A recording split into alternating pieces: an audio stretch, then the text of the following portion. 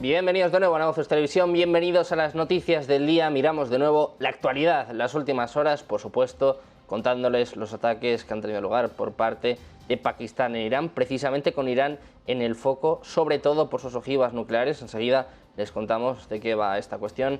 Por supuesto, miramos ya más al Mar Rojo, a los ataques que han tenido lugar por parte de Estados Unidos, con la mirada puesta también en Taiwán y, por supuesto, en el conflicto que sigue teniendo lugar en Ucrania, con el foro de Davos como telón de fondo y también con declaraciones de Zelensky en los últimos días por parte de Sergei Lavrov en las últimas horas, poniendo algunas de las condiciones de paz en un día, además en el que ha habido ataques a Moscú y a San Petersburgo. Empezamos hablando de Irán, y es que se ha disparado la tensión y el temor a una escalada bélica en Oriente Medio, con Irán emergiendo como la gran preocupación. Pakistán ha respondido a los ataques sufridos en los últimos días y ha llevado a cabo ataques en suelo iraní contra las milicias baluchis. Información que llega de funcionarios de inteligencia pakistaníes 2 días después de que el régimen de los ayatolás llevara a cabo ataques dentro de territorio pakistaní. Los medios iraníes dicen que varios misiles han alcanzado una aldea en la provincia de Sistán, Baluchistán, que controla precisamente Pakistán. Seguimos hablando de Irán, y es que los medios estatales iraníes han confirmado que la Guardia Revolucionaria iraní ha iniciado ejercicios militares en la región sureste, cerca de su frontera con Pakistán. Esto se produce después del ataque de represalia de anoche contra Irán por parte de Pakistán, en la primera vez que un país ataca su territorio desde la guerra entre Irán e Irak en los años 80. Y seguimos mirando a Irán, y es que está frustrando los esfuerzos internacionales para examinar su programa nuclear. Mientras tanto, acelera su producción de uranio enriquecido cerca del nivel necesario para poder crear y construir armas. Los inspectores de la Agencia Internacional de Energía Atómica calculan que Irán ya tiene cantidades suficientes de uranio altamente enriquecido para construir varias ojivas atómicas. Es lo que está diciendo hoy el director general Rafael Mariano Grossi en una entrevista a Bloomberg, precisamente en Davos, donde está advirtiendo, está alertando de que Irán podría construir varias ojivas nucleares con sus reservas. Hablamos un día más de Estados Unidos, que ha señalado que sus fuerzas han llevado a cabo ataques contra 14 misiles hutíes que estaban cargados para ser disparados desde Yemen, en el cuarto día de ataques estadounidenses en menos de una semana. Ataques con los que, según exponen, quieren hacer que los hutíes detengan los ataques contra el transporte marítimo internacional y comercial en el Mar Rojo, el estrecho de Bab el-Mandeb y el Golfo de Adén. Los ataques de la milicia hutí, aliada de Irán, a barcos en la región desde noviembre ha ralentizado el comercio entre Asia y Europa y han alarmado a las principales potencias.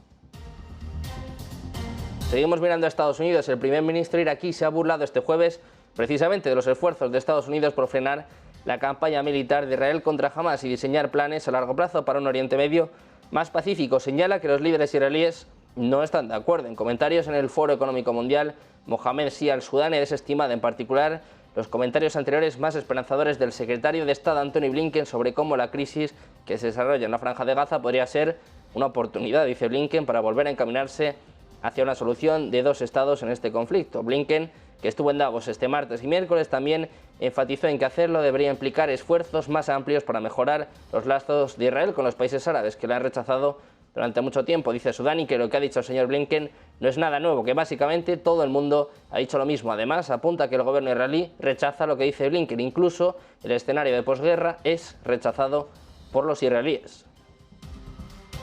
Miramos también a Rusia, que dice que Estados Unidos debería detener los ataques contra los rebeldes hutíes en Yemen para ayudar a una resolución diplomática al enfrentamiento por los ataques del grupo terrorista a buques mercantes. Escuchamos a Lavrov. Quieren aplicar a su agenda a todo el mundo. Lo veremos.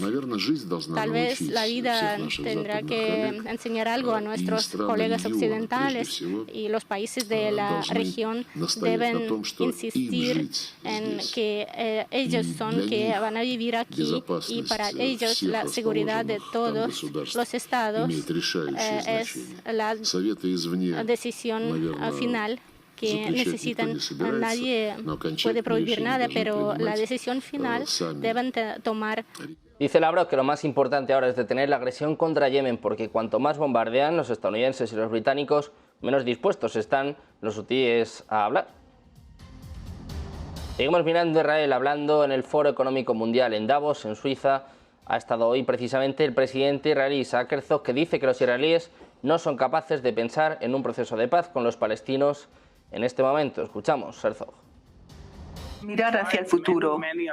Hemos probado muchas alternativas en nuestras relaciones con los palestinos. Hemos intentado llegar a acuerdos también de forma unilateral. Ahora llega el momento de que se les exija a los palestinos que demuestren que quieren la paz.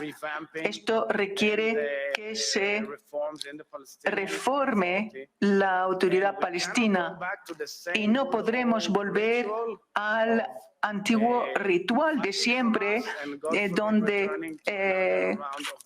luchamos contra Hamás. También ha hecho declaraciones en las últimas horas el primer ministro israelí Benjamin Netanyahu, que dice que ya ha comunicado a Estados Unidos que se opone a un Estado palestino en cualquier escenario de posguerra, precisamente en un momento en el que el propio Blinken decía que la solución era precisamente esto, una solución de dos estados. Netanyahu ya ha comunicado oficialmente, en este caso a Estados Unidos, que se opone a este escenario. Miramos también a Taiwán, y es que China ha organizado maniobras militares cerca de Taiwán. Después de las elecciones, está llevando a cabo las mayores maniobras militares cerca de Taiwán en semanas, en la primera medida importante de Beijing contra la nación insular desde que eligió a Lai Ching-te como su nuevo presidente. Este mismo fin de semana, el Ejército Popular de Liberación ha realizado patrullas de combate aéreas y navales conjuntas cerca de Taiwán a partir del miércoles por la noche. A primera hora del jueves, 24 aviones y 5 buques de la Armada operaron en la zona, según ha dicho el Ministerio de Defensa de Taiwán. Seguimos con más noticias y hablamos ahora de Hungría, que ha reprendido a Ursula von der Leyen por decir que está cerca de llegar a un acuerdo sobre el vetado acuerdo de ayuda a Ucrania por 50.000 millones de dólares. Yergely Julias, jefe de gabinete de Víctor Orbán, ha dicho que las conversaciones estaban en curso, pero que no estaba seguro de que se iba a llegar a un acuerdo. Por su parte, Ursula von der Leyen, presidenta de la Comisión Europea, dijo ayer mismo que estaba confiada en que los 27 Estados miembros de la Unión Europea iban a aprobar este acuerdo. La escuchamos.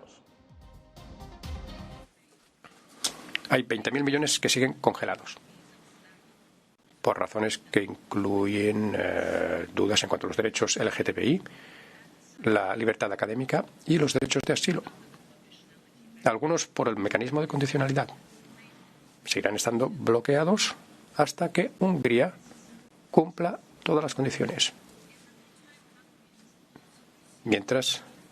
Miramos también a Francia. El ministro francés de las Fuerzas Armadas, Sébastien Lecornu, ha lanzado este jueves en París una coalición de artillería destinada a reforzar las capacidades de Kiev contra Rusia, una ceremonia a la que va a asistir su homólogo ucraniano por videoconferencia. El ministro ucraniano de Defensa anuló su visita previa a Francia por razones de seguridad, según apuntó previamente el Ministerio francés de Defensa en un comunicado. Hablamos ahora de la OTAN, que planea movilizar 90.000 soldados en su mayor maniobra militar desde la Guerra Fría en un intento por disuadir a Vladimir Putin. La alianza anunció que el ejercicio comenzaría la próxima semana y pondrá a prueba la capacidad de los aliados durante meses para participar en un conflicto con un adversario tan capaz como Rusia. Hablamos de Steadfast Defender, que va a durar hasta finales de mayo y que va a involucrar a unidades de los 31 países miembros de la OTAN, más el candidato a miembro Suecia, es lo que ha dicho a los periodistas el comandante supremo aliado de la OTAN en Europa, el general estadounidense Christopher Cavoli. Los juegos de guerra pretenden ser una nueva demostración de fuerza de la OTAN y su compromiso de defender de ataques a todas las naciones aliadas. Seguimos hablando de la OTAN, que dice, eso sí, que no va a ocurrir un milagro en el frente de Ucrania. Dice que va a ser difícil para todas las partes. Es lo que ha afirmado el presidente del Comité Militar de la OTAN, Rob Bauer, en una conferencia de prensa en Bruselas, precisamente después de la reunión de los jefes de Estado Mayor de los países miembros de la Alianza y Suecia, que ha tenido lugar los días 17 y 18 de enero. Dice Bauer que no cree que deban esperar un milagro para ninguna de las partes, que ambas naciones van a buscar oportunidades. Dice, no espero un milagro, será difícil, necesitamos apoyar a Ucrania. Bauer además confirma que se ha celebrado una reunión del Consejo Ucrania-OTAN en la que Kiev ha informado a la alianza sobre la situación en el frente. Dice que su evaluación es que en este momento hay una intensificación de los combates y que dice que aunque las acciones rusas son destructivas desde un punto de vista militar, dice Bauer que no son efectivas. Seguimos hablando de la OTAN. La guerra electrónica rusa desde Kaliningrado habría provocado interrupciones masivas de la señal GPS, afectando a casi la mitad de Polonia y al corredor de Suwałki, que apuntan a que estas perturbaciones del sistema de posicionamiento global detectadas el martes en Polonia, precisamente miembro de la OTAN, han provocado especulaciones, como siempre, sobre una posible participación rusa después de un incidente similar en la región este mes. En concreto, el portal de noticias polaco Radio Z informó que en el norte y el centro de Polonia la señal GPS volvió a estar bloqueada. Seguimos mirando a más noticias y ponemos el foco, en este caso, en Rusia. La defensa aérea del ejército ruso ha derribado este jueves de madrugada 2 drones sobre las regiones de Moscú y Leningrado, sin que las autoridades hayan notificado daños o bajas por el momento. El Ministerio de Defensa ruso ha informado en su canal de Telegram sobre un intento del régimen de Kiev de atacar las mencionadas regiones, aunque ha confirmado solo el derribo de estos aparatos. Seguimos mirando estos ataques con también un dron ucraniano que ha sido derribado sobre una terminal petrolera de San Petersburgo en las primeras horas de la mañana, en uno de los ataques más septentrionales de la guerra en Kiev hasta el momento. El ataque a esta terminal de Petersburgo fue llevado a cabo por un avión que transportaba en torno a 3 kilogramos de explosivos de alta potencia, según dice un funcionario designado por el Kremlin en Zaporilla. Eso sí, que afirma que no hubo daños y que nadie resultó herido. Se encontraron en escombros en la terminal y en el cercano Golfo de Finlandia. Seguimos mirando al ejército ruso, que ha reivindicado este jueves la toma de una pequeña localidad en la región de Donetsk, en el este de Ucrania, demostrando la creciente presión que ejercen las fuerzas de Moscú en el frente desde hace varias semanas. En concreto, anuncian que en la zona de Donetsk las operaciones activas realizadas por el grupo Unidades del Grupo Sur permitieron la liberación del pueblo de Veseloy, es lo que indica el Ministerio ruso de Defensa en su boletín diario de las operaciones en Ucrania. Hablamos ahora del Ministerio de Exteriores de Rusia. Ha convocado este jueves al embajador de Francia, Pierre Levy, tras el anuncio del Ministerio de Defensa de Rusia sobre la muerte de varias decenas de mercenarios franceses en Ucrania a consecuencia de un ataque del ejército ruso. Dice que en vistas a la aniquilación por parte de las Fuerzas Armadas de Rusia de una base temporal de combatientes extranjeros en Yarkov, entre los que había varias decenas de franceses, el Ministerio de Exteriores ha convocado al embajador de Francia. Lo ha confirmado, lo ha informado la portavoz de la diplomacia rusa, María Zaharova. La víspera, el Ministerio de Defensa ruso informó este mismo miércoles de que había atacado una base temporal de mercenarios extranjeros en la ciudad de Yarkov, en el este de Ucrania, causando numerosas bajas. Por su parte, Francia lo niega en una rápida respuesta a las recientes afirmaciones de Rusia. Francia ha negado categóricamente las acusaciones de desplegar mercenarios en Ucrania. La declaración del Ministerio de Asuntos Exteriores francés se produjo este mismo jueves, contradiciendo la afirmación anterior de Rusia de que mercenarios franceses fueron atacados y asesinados en Yarkov. Dice que Francia ayuda a Ucrania con suministros de material militar y entrenamiento militar, respetando plenamente el derecho internacional para ayudar a Ucrania en su lucha por defender su soberanía, independencia e integridad territorial. Es lo que subraya el Ministerio de Asuntos Exteriores francés, que declara explícitamente, literalmente, que Francia no tiene mercenarios ni en Ucrania ni en ningún otro lugar, a diferencia de otros países. Seguimos mirando a Rusia, que dice este jueves que es imposible discutir el control de armas nucleares con Estados Unidos sin tener en cuenta la situación en Ucrania. Acusa a Washington de buscar un dominio militar. El ministro de Asuntos Exteriores ruso, en una conferencia de prensa, dice que Washington había propuesto separar las dos cuestiones y reanudar las conversaciones sobre estabilidad estratégica entre los dos países, que poseen, además, con diferencia, los mayores arsenales nucleares del mundo. Sin embargo, Lavrov dice que esta propuesta es inaceptable para Rusia debido al respaldo de Occidente a Ucrania en la guerra, que ya se acerca, por cierto, al final de su segundo año. Rusia además dice que no va a aceptar un acuerdo de paz con Ucrania a menos que acepte no unirse nunca a la OTAN. Es lo que ha dicho Sergei Lavrov, ministro de Asuntos Exteriores ruso, que añade que todo el mundo tiene claro que no va a ser Ucrania quien decidirá cuándo iniciar conversaciones serias sobre términos realistas para poner fin a este conflicto. Dice Lavrov que esto significaría naturalmente rechazar su ideología y retórica nazi, rechazar el racismo, el respeto de todos los rusos, rechazar sus aspiraciones de ser miembro de la OTAN. Dice Lavrov: esto no son sueños. Occidente, además, apunta, no está interesado en ninguna negociación clara y evidentemente es Washington el que toma las decisiones. Mientras tanto, Zelensky insiste a sus compatriotas en el extranjero que deben volver a Ucrania, dice, a luchar o a trabajar. El presidente ucraniano ha insistido este miércoles en que todos aquellos que estén fuera del país deben volver, ya sea para luchar o para trabajar. Dice Zelensky que es una cuestión de justicia, que están en guerra y que por lo tanto o se trabaja o se lucha. Hablamos de Letonia, donde casi 1000 ciudadanos rusos que viven en Letonia y que no aprobaron o se negaron a realizar exámenes del idioma letón y que como consecuencia vieron cancelados sus permisos de residencia, han comenzado a recibir cartas en las que se les advierte de que deben abandonar el país. En 2 semanas, la Oficina de Asuntos de Ciudadanía y Migración de Letonia ha confirmado a la agencia EFE que estaban enviando cartas a 985 personas pidiéndoles que abandonen Letonia o que tomen medidas para garantizar la continuidad de su residencia. Según la agencia estatal, los agentes de la Guardia Fronteriza de Letonia van a visitar a las personas a las que se les haya aconsejado abandonar el país una vez que transcurra este plazo de 2 semanas.